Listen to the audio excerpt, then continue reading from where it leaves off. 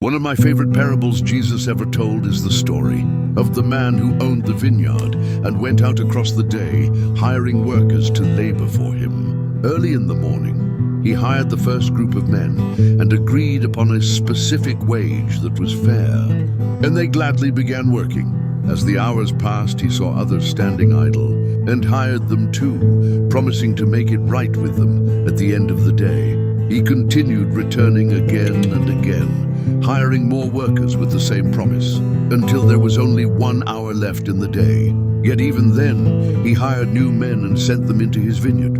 When the day was finished, he instructed the money exchangers to pay those who arrived last first, and those who arrived first last, and to give every single worker the exact same wage he promised the first group that morning.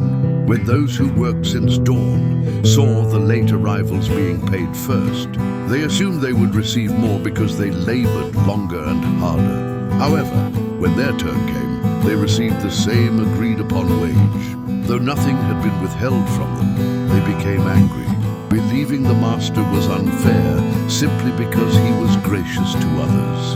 The master corrected them gently by reminding them that he cheated nobody, that he fulfilled every word he promised them at the moment they agreed to work, and that their frustration was not rooted in righteousness, but in envy toward his goodness and charity toward others with the same needs as themselves. This is how the kingdom of heaven works. We all agreed to labor in the vineyard of faith, knowing that the reward of eternity with God is our payment. Some will work longer, some will work harder, and some will come into the vineyard at the very last hour of their life.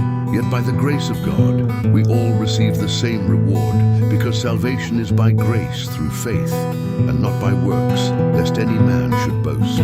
But every single person still works, because faith without works is dead, and no worker receives wages if he refuses to enter the vineyard. So the greatest lesson is this: do not compare your labor to another. Do not be bitter when the master is generous, and do not resent his goodness toward those who arrive later than you. For the master of the vineyard will make everything right at the end of the day. Amen.